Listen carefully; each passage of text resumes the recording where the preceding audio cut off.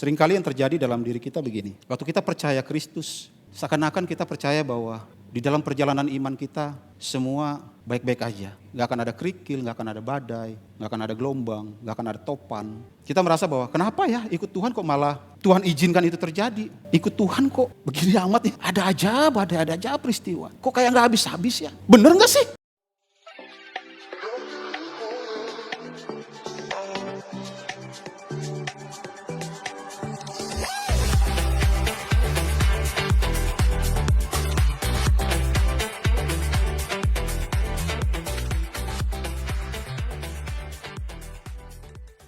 Wow, luar biasa ya. Tadi kita melihat ada begitu banyak yang mau memberikan hati mereka, yang mau memberikan tangan mereka, yang memberikan pikiran mereka. Bahkan tidak sedikit dari mereka, banyak hal yang mereka akan korbankan ketika mau terus berjalan bersama dengan Tuhan. Amin. Tuhan gak pernah menjanjikan ketika kita berjalan dengan Tuhan, semua jalan akan mulus. Selalu ada bayar harga ke depannya. Tapi saya mewakili setiap para pemimpin yang ada dalam rumah ini. Terutama Pastor Daniel dan bersama Ci Yuli yang saat ini tidak bersama-sama dengan kita. Karena beliau harus mengikuti satu training Marriage Gateway di Bali. Dan saya mewakili Pastor Daniel dan Ci Yuli dan beserta para pemimpin dan builders yang ada di tempat ini mengucapkan selamat buat para plan, serve, dan lead yang terus mau berkomitmen untuk rumah ini. Saya bicara kemarin dengan beberapa orang, rumah ini ada begitu luas tanah yang dijanjikan oleh Tuhan untuk kita. Dan kita butuh benih yang mau tertanam di tanah yang luas ini. Di dalam rumah ini ada begitu banyak tuaian yang harus dituai. Oleh sebab itu kami butuh penuai yang banyak dalam rumah ini. Dalam rumah ini ada begitu banyak domba yang harus digembalakan. Oleh sebab itu kami butuh para pemimpin, kami butuh leader yang mau memberikan hati untuk rumah ini. Amin. Amin. Dan sedikit informasi, tadi sudah disampaikan dengan jelas oleh Bang Niko bahwa mengulang sedikit informasi. Tanggal 8 kita ada ban. Wow, dan ini kita lakukan setiap tahun.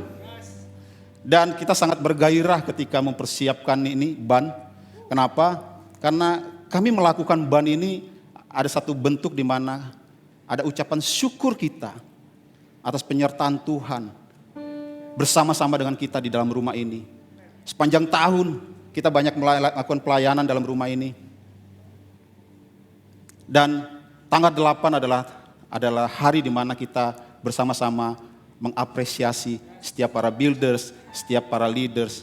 Dan terima kasih untuk setiap para builders dan para leaders, untuk hati kalian, untuk tangan kalian, untuk pikiran kalian. Bahkan tidak sedikit dari setiap para builders dan leaders mungkin banyak memberikan sedikit finansial mereka boleh berkorban membayar harga untuk pertumbuhan rumah ini. Amin.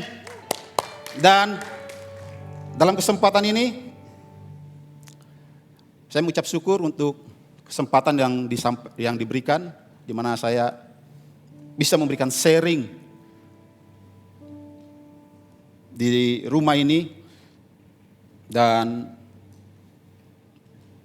minggu ini kita masih masuk di dalam tema tujuan Tuhan. Katakan bersama saya, tujuan Tuhan. Hari ini izinkan saya membagikan sesuatu yang saya terima dari perenungan saya, yang saya terima dari doa saya untuk mempersiapkan materi ini. Siapa yang setuju dengan saya bahwa setiap hari di dalam kehidupan kita diperhadapkan dengan begitu banyak pilihan, banyak keputusan yang harus kita ambil.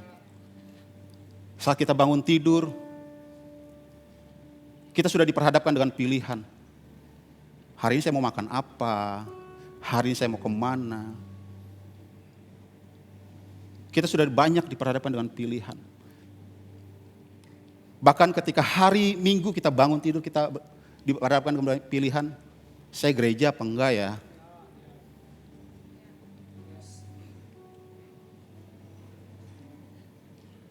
Ada banyak pilihan yang harus kita ambil. Ada banyak keputusan di dalam aspek kehidupan yang harus kita ambil.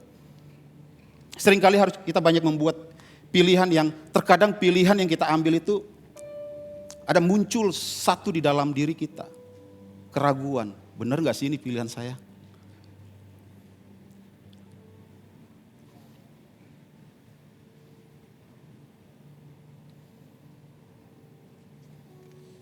Anda boleh catat ini.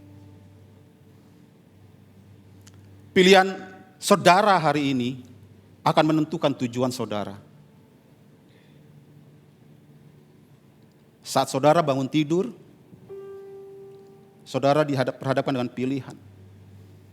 Dan pilihan yang akan saudara ambil, itu akan menentukan tujuan kemana saudara pergi. Saat Anda bangun tidur, contoh sederhana, terpikir dalam pikiran kita, saya mau makan apa hari ini? Saya mau makan di mana? Pilihan yang saya ambil, pilihan yang saudara ambil, itu akan menentukan ke restoran mana yang akan saudara tuju. Paham ya maksud saya? Di dalam kehidupan kita, pilihan kita hari ini akan menentukan tujuan hidup kita. Firman Tuhan berkata di dalam Ulangan 30 ayat 19. Firman Tuhan berkata, aku memanggil langit dan bumi menjadi saksi terhadap kamu pada hari ini. Kepadamu kuperhadapkan kehidupan dan kematian. Berkat atau kutuk. Pilihlah kehidupan. Supaya apa? Engkau hidup. Supaya saudara dan saya hidup. Pilihlah kehidupan. Baik engkau maupun keturunanmu. Firman Tuhan ini jelas dan telah melihat di dalam kehidupan ada banyak pilihan. Inilah pesan Musa yang disampaikan kepada bangsa Israel sebelum mereka masuk ke dalam tanah perjanjian dijanjikan oleh Tuhan. Musa memperingatkan kepada bangsa Israel. Pilihan ada di tangan setiap saudara dan saya. Saudara mau pilih kehidupan atau pilih kematian? Pilih berkat atau pilih kutuk?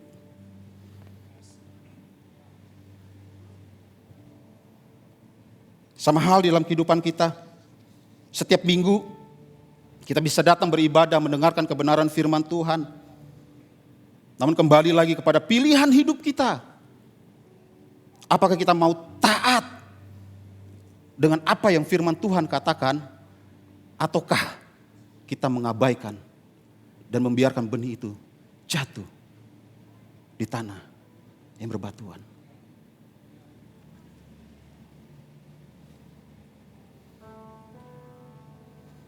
Lukas 6 ayat 47 sampai 49. Firman Tuhan berkata, setiap orang yang datang kepadaku dan mendengarkan perkataanku serta melakukannya, aku akan menyatakan kepadamu dengan siapa ia dapat disamakan. Ia sama dengan seorang yang mendirikan rumah. Orang itu menggali dalam-dalam dan meletakkan dasarnya di atas batu. Ketika datang air bah dan banjir melanda rumah itu tidak dapat digoyahkan karena rumah itu kokoh dibangun. Akan tetapi barang siapa mendengarkan perkataanku tetapi tidak melakukannya, ia sama dengan seorang yang mendirikan rumah di atas tanah tanpa dasar. Ketika banjir melanda, rumah itu segera rubuh dan hebatlah kerusakannya. Firman Tuhan ini bukan tanpa sengaja ditulis. Tapi firman Tuhan ini ditulis untuk mengingatkan saudara dan saya. Seringkali kita hanya sampai pada level kita mau mendengarkan, tapi kita tidak mau menjadi pelaku.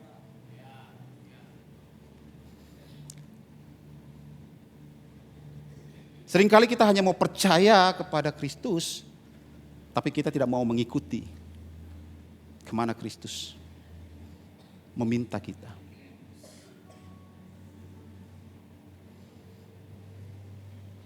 Aku percaya Tuhan. Wah, aku percaya kebenaran firman Tuhan. Tapi waktu kita mendengarkan khotbah, kita membaca kebenaran firman Tuhan. Dan khotbah atau kebenaran firman Tuhan yang kita baca itu rasanya menemplak hidup kita. Dan membuat hati kita gak nyaman. Kita mulai membuat filter. Kita mulai memikirkan penyaringan. Sesuatu yang senang saya dengar akan saya simpan dalam hati. Tetapi sesuatu yang gak suka saya dengar akan saya abaikan. Bukankah seringkali kita begitu? Ini bukan buat saudara, tapi ini buat saya juga loh. Saya bisa katakan ini kan saya mengalami. Loh, jangan bilang ya setiap pengkhotbah itu nggak punya sesuatu pemikiran logika loh. Saya bisa katakan ini kan saya mengalami. Dan hari ini firman Tuhan mengingatkan kepada saya. Dan saya yakin mengingatkan kepada saudara. Kita mau menjadi seorang pendengar sajakah atau juga mau menjadi seorang pendengar dan pelaku firman Tuhan? Itu pilihan saudara. Saudara pilih hari ini mau menjadi pendengar saja dan menjadi pelaku. Pilihan saudara akan membawa kemana tujuan saudara. Amin. Ini adalah pesan pembuka yang saya sampaikan kepada saudara. Bukan sharing poin sharing yang akan saya sampaikan, tapi ini pesan pembuka saya. Karena saya sangat yakin dan sangat meyakini ini penting saya harus sampaikan di awal. Untuk menjadi perenungan saya dan saudara. Sharing firman Tuhan setiap minggunya kita dengar.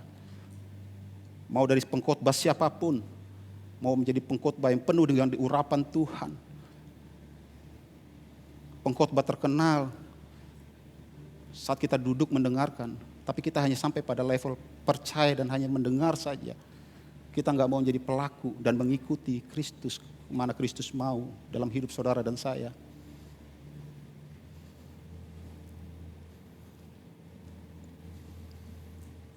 Hari ini saya rindu setiap kita bukan hanya menjadi pendengar, tapi juga menjadi pelaku. Katakan bersama saya mau mendengar dan melakukan. Amin. Dan sharing firman Tuhan yang mau saya sampaikan pada pagi hari ini saya beri judul 3M. Siapa yang mau dapat 3M? 3 miliar, siapa yang mau dapat? Mau semua. 3M ini mau gak dapat? Mau ya? Kalau mau kita berdoa. Bapak kami berdoa, kami mengucap syukur untuk pagi hari ini di mana kami mau duduk diam, kami mau mendengarkan setiap pesan firman yang kau sampaikan melalui setiap perkataan hamba-Mu ini ya Tuhan yang terbatas. Hamba yang gak sempurna ini ya Tuhan.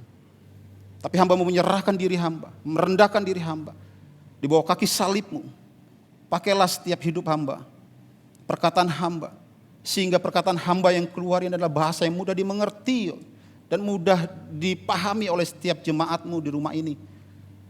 Dan setiap jemaat di rumah ini bisa menerima sesuatu, membuat mereka breakthrough di dalam pikiran, dalam hati, dalam kehidupan setiap jemaat di tempat ini. Berkaryalah Kristus pada hari ini melalui kebenaran firman Tuhan yang akan disampaikan. Hanya di dalam nama Tuhan Yesus Kristus. Haleluya. Amin. Amin. Amin. Terima kasih. Hari ini Timi gak bawa kerpean saya. Jadi saya gak perlu panggil-panggil Timi. Thank you Timi. Mana Timi? Hai. Oke. Siapa yang mau dapat 3M tadi? Mau ya? Oke. Kalau begitu kita baca Mazmur 23. Ayat 1 sampai 6 ini ayat yang tidak asing bagi orang Kristen yang sudah sering kita baca. Bahkan ada lagunya. Maukah saya menyanyikannya? Gak usah lah ya. Gak usah lah. Nanti saya dijadwalkan lagi nanti jadi PW. Ya. Oke, Mazmur 23 ayat 1 sampai 6. Firman Tuhan berkata, Mazmur Daud, Tuhan adalah gembalaku, takkan kekurangan aku. Boleh jemaat bantu saya baca di ayat kedua dan seterusnya ya. 3, 2, 1 ayat 2.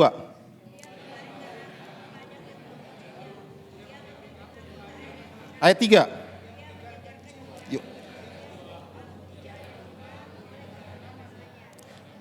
4. Ayat 5.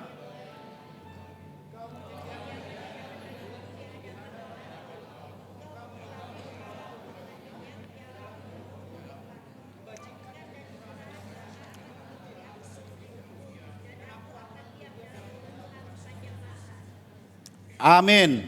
Amin. Berbahagialah jemaat Tuhan yang mendengarkan dan mau melakukan kebenaran firman Tuhan. Amin. Ayat ini nggak asing bagi kita. Saya meyakini bahwa ungkapan dari tulisan ayat ini berangkat dari pengalaman Daud akan tuntunan dan penyertaan Tuhan atas hidupnya. Yang setuju dengan saya bisa katakan amin. Dari sini saya ingin mengajak jemaat Tuhan, kita belajar yuk dari seorang Daud. Apa yang bisa kita pelajari hari ini dari seorang Daud? Daud mendapatkan 3M. Yang pertama, saya bacakan di Mazmur 23 ayat 1 sampai 3. Saya akan bagi satu perikop ini 3 poin pada pagi hari ini. Poin pertama ada di ayat 1 sampai 3. Mazmur Daud, Tuhan adalah gembalaku, takkan kekurangan aku. Ia membaringkan aku di padang berumput hijau, ia membimbing aku ke air yang tenang. Ia menyegarkan jiwaku.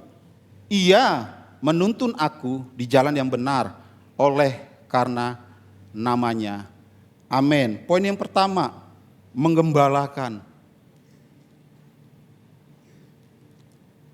Kalau kita ingin mendapatkan 3M, kita harus bisa melihat pribadi Kristus sebagai gembala yang agung dalam kehidupan kita. Kata menggembalakan itu artinya menggiring, menuntun.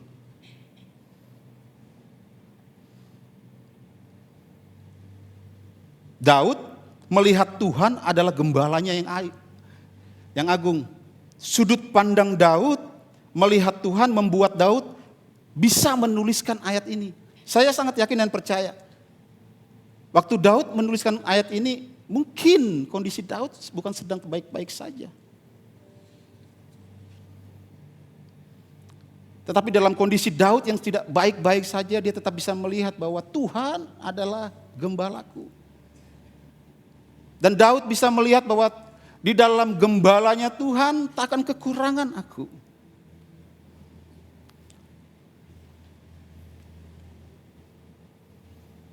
Saya pernah dengar satu podcast, bukan podcast ya, satu di Reels, video Reels. Seringkali juga orang pakai contoh ini. Ketika kita ingin ke satu tujuan, kota atau negara yang ingin kita tuju. Entah kita naik pesawat kah, entah kita naik kapal kah.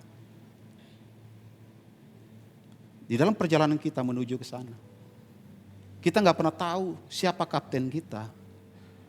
Dan kita nggak pernah tahu siapa pilot kita yang akan membawa kita kepada tujuan itu. Tetapi saudara dan saya tetap mau percaya bahwa kita akan sampai kepada tujuan yang akan kita tuju. Kota yang akan kita tuju. Negara yang akan kita tuju. Di dalam kehidupan kita. Saat kita menjalani kehidupan kita. Kita tahu siapa gembala kita yang agung itu. Itu Bapa yang baik, Yesus Kristus. Dialah gembala yang akan menuntun kita. Tetapi dalam perjalanan kita menuju kepada tuntunan gembala itu, seringkali kita digoncangkan iman kita. Dan kita gak yakin. Bisa gak sih ya? Bukankah kita seringkali seperti begitu? Padahal kita tahu gembala kita. Kapten yang kita tidak tahu saja, pilot yang kita tidak kenal saja, kita percaya bahwa kita akan sampai kepada tujuan. Masakah gembala yang agung yaitu Kristus Yesus, Bapa yang baik, yang ingin menuntun kita nggak percaya.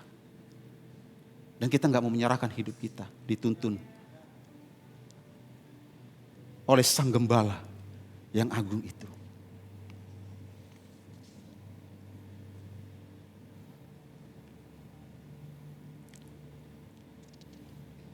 Saudara dan saya harus perlu belajar melihat seperti Daud melihat gembala.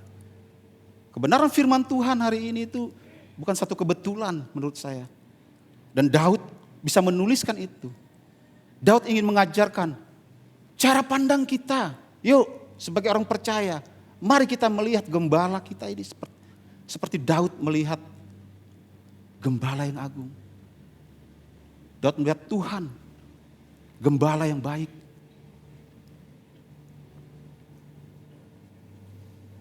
Saudara boleh catat ini, cara pandang kita terhadap Tuhan akan menentukan bagaimana kita hidup.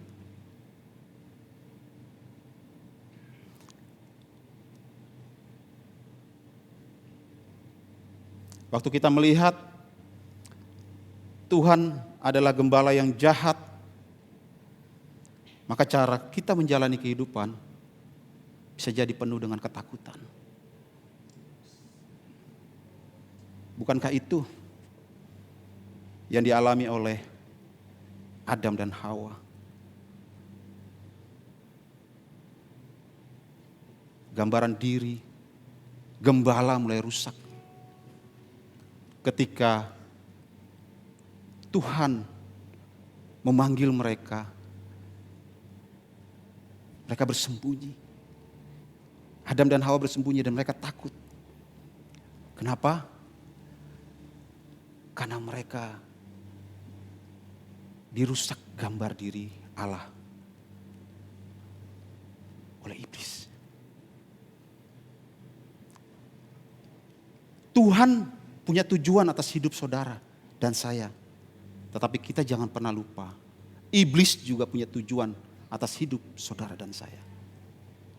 Tujuan Tuhan ingin memulihkan gambar diri saudara dan saya. Sebagaimana kita bisa melihat Tuhan adalah gembala yang baik. Seperti Daud melihat Tuhan adalah gembala yang baik. Tetapi iblis membawa kita keluar. Iblis merusak. Iblis ingin menghancurkan gambar diri kita bagaimana kita melihat Tuhan. Iblis ingin menggiring kehidupan kita, menuntun kita. Sehingga kita bisa melihat Tuhan adalah Tuhan yang kejam. Bapa adalah Bapa yang kejam.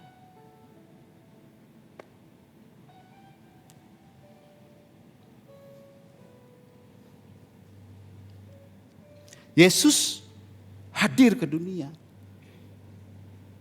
untuk menyelamatkan saudara dan saya. Yesus hadir ke dunia untuk menggembalakan saudara dan saya. Kita yang tadinya tersesat, kita yang gak tahu kemana, tapi Yesus hadir ingin mengembalikan tujuan kita yang sebenarnya di dalam tuntunan Tuhan.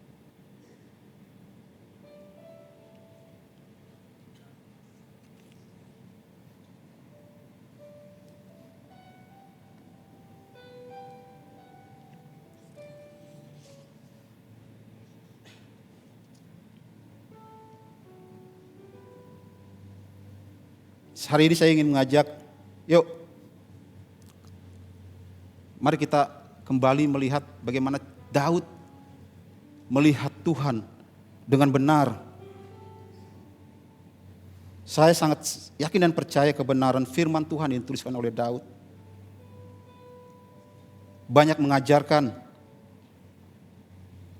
dan memerdekakan cara kita memandang Tuhan. Kita bisa kembali melihat bahwa Tuhan adalah Tuhan yang gembala yang baik. Gembala yang baik itu enggak akan pernah meninggalkan dan membiarkan dombanya tersesat. Itulah Bapa kita. Gembala yang baik itu akan menuntun kita ke tempat yang firman Tuhan tadi kita baca. Ke rumput yang hijau, tempat yang tenang. Itu adalah janji Tuhan. Di dalam kita menjalani kehidupan, mari kita pegang itu. Karena Tuhan adalah gembala yang baik. Dia tahu harus membawa domba-dombanya kemana.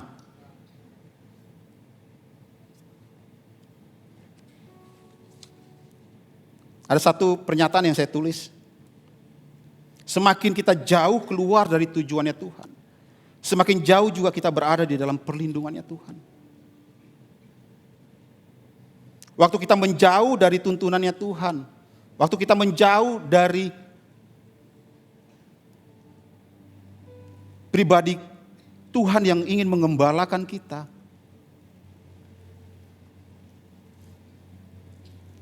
maka kita akan jauh dari pelindungannya Tuhan. Waktu kita menjauh dari Tuhan, bukan berarti seakan-akan Tuhan membiarkan kita, tidak melindungi kita. Tapi Tuhan mau setiap saudara dan saya ketika kita menjauh, kembali. Kembali yuk. Itu yang dilakukan oleh si bungsu. Waktu dia keluar, dia lari, dia pergi dari rumah bapaknya. Hidupnya hancur, babak belur. Tapi apa yang dia lakukan? Dia kembali ke rumah bapaknya. Dan apa yang bapak lakukan? Bapaknya menerima dia apa adanya.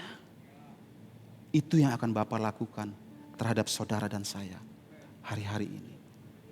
Jangan pernah menjauh hidup kita dari apa yang telah Tuhan tentukan dalam kehidupan saudara dan saya. Jangan pernah keluar dari tujuannya Tuhan. Tapi kalau hari ini saudara dan saya ada yang pergi keluar jauh, saudara merasakan bahwa kayaknya aku udah jauh, aku udah lama gak ibadah, aku udah lama gak doa.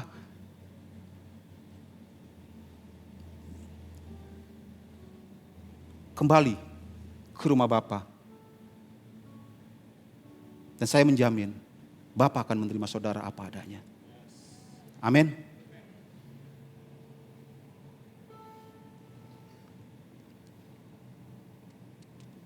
Yang kedua, yang kedua, di Mazmur 4, firman Tuhan berkata, sekalipun aku berjalan dalam lembah kekelaman, aku tidak takut bahaya, sebab Engkau besertaku. Gadamu dan tongkatmu itulah yang menghibur aku. Poin yang kedua, menyelamatkan.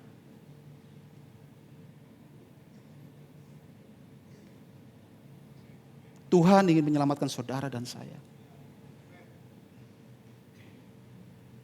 Kita yang berdosa, kita yang hidupnya hancur, seperti sebuah puzzle yang tadinya gambar utuh, gambarnya jelas, tetapi karena dirusak oleh iblis, pecah puzzle itu. Hidup kita berantakan seperti puzzle. Tetapi Tuhan Yesus hadir, mau menyelamatkan saudara dan saya, mengembalikan gambar utuh puzzle itu. Dengan tangannya dia yang akan menyusun. Dengan inisiatif Tuhan, dia yang menyusun puzzle itu, mengembalikan saudara dan saya.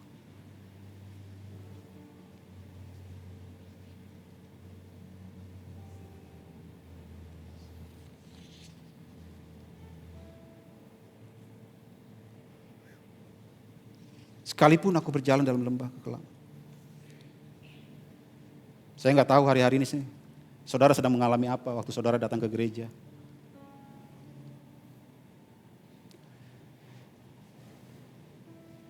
Tapi aku merasakan sesuatu. Ketika posisi saudara ada di dalam lembah kekelaman, saudara nggak tahu gimana harus keluar dari lembah kekelaman ini. Saudara nggak tahu gimana harus mengembalikan gambar puzzle ini untuk supaya gambar puzzle ini kembali utuh. Saudara harus bisa melihat apa yang Daud lihat. Tuhan yang akan menyelamatkan saudara. Tuhan yang akan menuntun saudara. membawa kembali saudara kepada tujuannya Tuhan.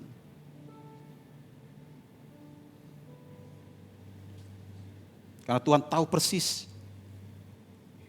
bagaimana cara menyelamatkan saudara. Bisa katakan amin?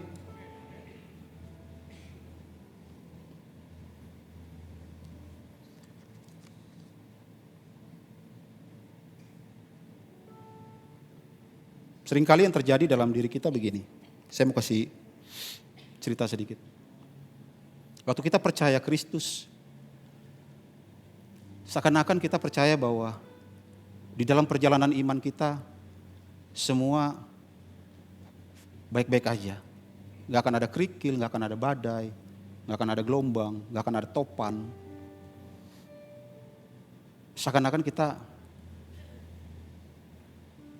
merasa bahwa semua akan baik-baik aja. Padahal Tuhan gak pernah menjanjikan itu.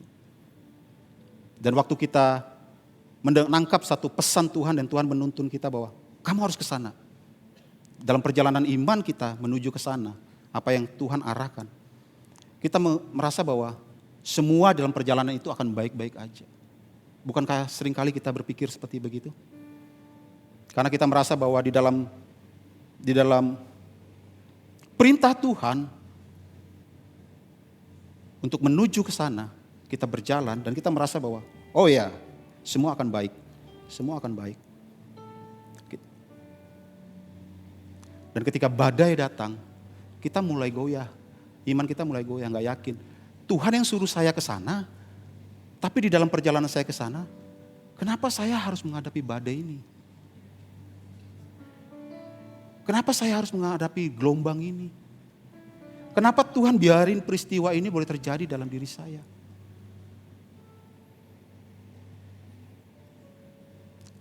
Akhirnya iman kita goyah. Dan kita mundur. Bukankah seringkali menghadapi begitu? Pernah? Ada yang pernah pengalaman gitu? Atau saya aja? Tadi apa yang saya sharingkan itu pengalaman saya sih.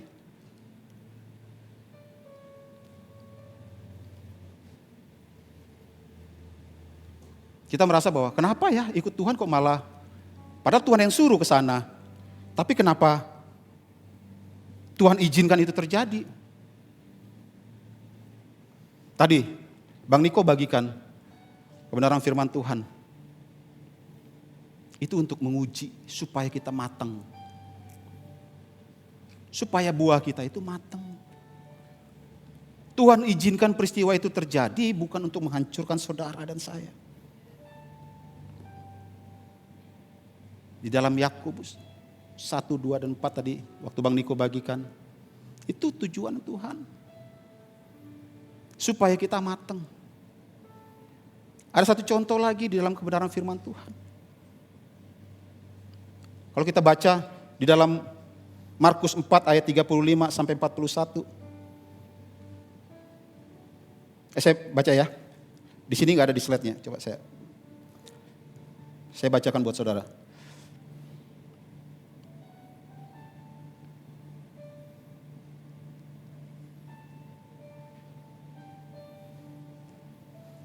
Firman Tuhan berkata, pada suatu hari itu, waktu hari sudah petang, Yesus berkata kepada mereka, marilah bertolak ke seberang. Yesus ngomong sama murid-muridnya, yuk kita ke sana. Yesus ingin membawa murid-muridnya kepada tujuan yang mau Tuhan antar mereka ke sana. Ya, nangkap ya saudara ya. Tadi Yesus di sini. Yesus minta mereka ke sana yuk. Dan apa yang murid-muridnya lakukan? Mereka melakukan apa yang Yesus perintahkan. Mereka meninggalkan orang banyak itu lalu bertolak dan membawa Yesus beserta mereka dan dalam perahu di mana Yesus telah duduk. Yesus bersama-sama dengan mereka loh ya. Telah duduk menyertai dia. Lalu mengamuklah tofan yang sangat dahsyat dan ombak menyebur masuk ke dalam perahu sehingga perahu itu mulai penuh dengan air. Pada waktu itu Yesus sedang tidur di buritan di sebuah tilam. Maka murid-muridnya membangunkan dia dan berkata kepadanya, Guru, engkau tidak peduli kalau kita binasa. Ini yang sering kita hadapi. di dalam perjalanan kita menuju tujuan yang ingin Tuhan tetapkan dalam kehidupan kita. Yesus meminta murid-muridnya ke sana. Di dalam perjalanan, Tovan datang. Padahal Yesus bersama-sama dengan mereka. Logika kita, Tuhan yang suruh saya ke sana, tapi dalam perjalanan saya ke sana, ada banyak goncangan hidup saya. Benar nggak sih nih? Tujuan yang mau Tuhan tetapkan dalam hidup saya? Pertanyaannya kan begitu muncul dalam pikiran kita seringkali ya. Benar nggak sih? Seringkali kan itu yang kita hadapi ya dalam kehidupan. Ini kesaksian saya. 3-4 tahun yang lalu, saya dan istri udah memutuskan hampir kita akhiri panggilan ini. Kami udah merancangkan untuk kembali ke kota kami, di mana tempat asal saya. Kami udah kami bangun rumah, kami udah setting, kami udah agendakan. Karena kami merasa bahwa ikut Tuhan kok begini amat ya. Ada aja peristiwa. Kok kayak gak habis-habis ya. Saya dan istri udah memutuskan bahwa tahun kemarin, tepat di tanggal 22 bulan Juni, kami harusnya udah kembali. Kami memutuskan ingin kembali ke Kupang, membawa semua anak-anak. Tapi satu ketika Tuhan ingatin,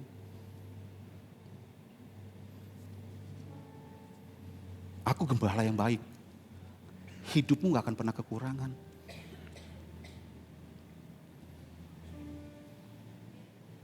Percayakah kamu seperti Daud percaya sama aku? Percayakah saudara seperti Daud percaya kepada Tuhannya? Tuhan Daud sama dengan Tuhan kita. Gak pernah berubah. Kasih Tuhan terhadap Daud sama seperti Tuhan mengasihi saudara dan saya.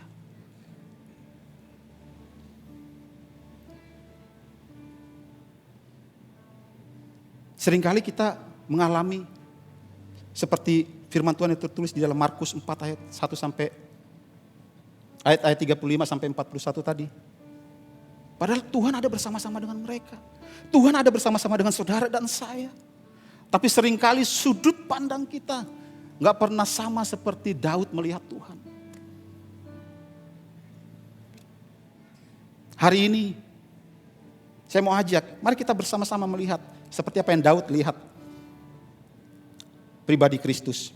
Saya katakan amin? Katakan bersama saya, sebab engkau besertaku. Di dalam lembah kekelaman saudara hari-hari ini, saya gak tahu apapun lembah kekelaman saudara. Entah hubungan saudara, entah itu pekerjaan saudara, entah itu sakit saudara, entah itu bisnis saudara. Tuhan bersama-sama dengan saudara. Dan itu janji Tuhan.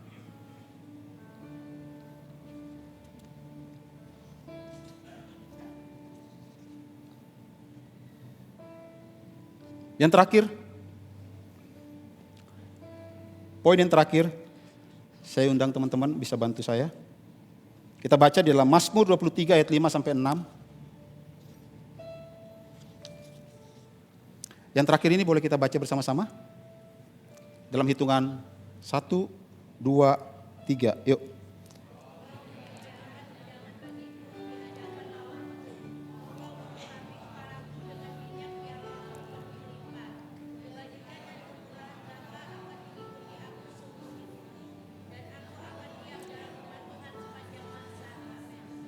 Wow, katakan wow. Apa yang saudara rasakan waktu baca firman Tuhan ini? Dahsyat.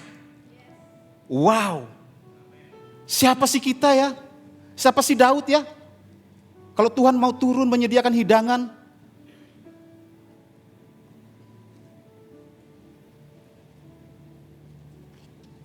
Yang ketiga, menyatukan.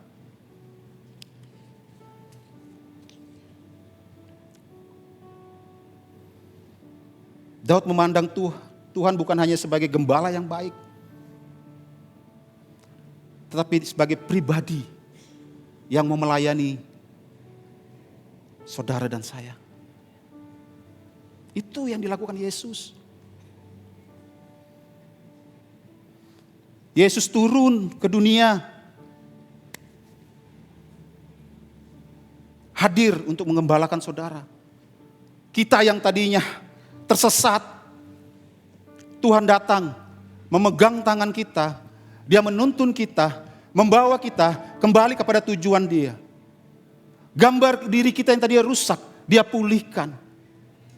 Kita yang tadinya jatuh di dalam kubangan, di dalam lembah kekelaman, Yesus hadir. Dia menyelamatkan saudara dan saya. Melalui apa? Karyanya di kayu salib. Pengorbanannya di kayu salib. Darahnya. Untuk menyelamatkan saudara dan saya.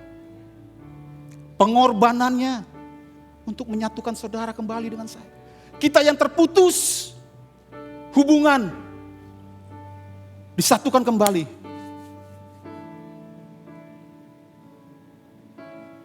Bukankah dahsyat Tuhan kita? Masih mau percaya siapa?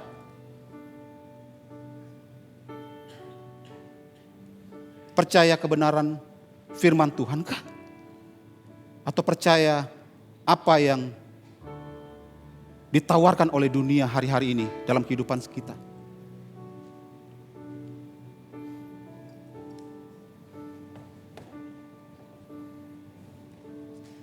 Engkau menyediakan hidangan bagiku. Waktu saya baca ini, engkau menyediakan hidangan bagiku.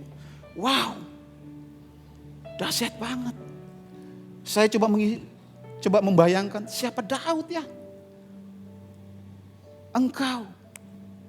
Kalau zaman dulu itu, kalau ada raja memanggil seseorang datang ke rumahnya dan dia menyediakan hidangan bagi orang tamu undangan itu sebuah satu kebanggaan tersendiri. Satu kesenangan tersendiri yang gak semua orang bisa dapat. Saudara dan saya diundang oleh Tuhan. Dan Yesus mengundang saudara dan saya. Dia menyediakan hidangan saudara dan saya. Dia bukan hanya menyediakan hidangan bagi saudara dan saya. Tapi dia membawa saudara untuk tetap tinggal di dalam rumah Bapa. Dia menempatkan kita, tadinya kita berada dalam kubangan yang kotor. Yang gak layak. Yesus datang membawa kita. Dia bersihkan kita dengan tangannya sendiri. Dia tempatkan kita di rumah yang terbaik untuk saudara dan saya.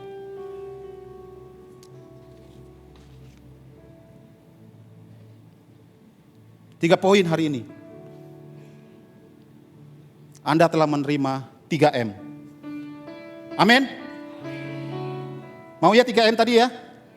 Tangkap dengan supranatural.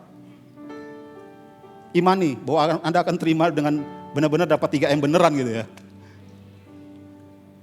Tapi lakukan dulu ini. Kalau Anda mau dapat 3M beneran, ikuti caranya Tuhan menggembalakan saudara, tuntunan Tuhan. Percaya sepenuhnya. Jangan goyah iman di dalam perjalanan iman kita. Seperti apa yang dialami murid-muridnya ketika berada di dalam perahu bersama-sama dengan Yesus. Waktu badai datang, angin tofan datang, jangan pernah goyah. Dan jangan pernah berkata bahwa gak pedulikah engkau dengan saya? Yang terakhir, kita harus bersyukur bahwa kita telah disatukan kembali dengan Bapa. Kita dipulihkan dan semua itu inisiatif Tuhan. Siapa kita yang bisa memulihkan hidup kita dan datang kepada Tuhan dan berkata, hidupku sudah kudus Tuhan. Melalui pengorbanan Kristus lah di kayu salib. Dia menyatukan saudara dan saya. Amin.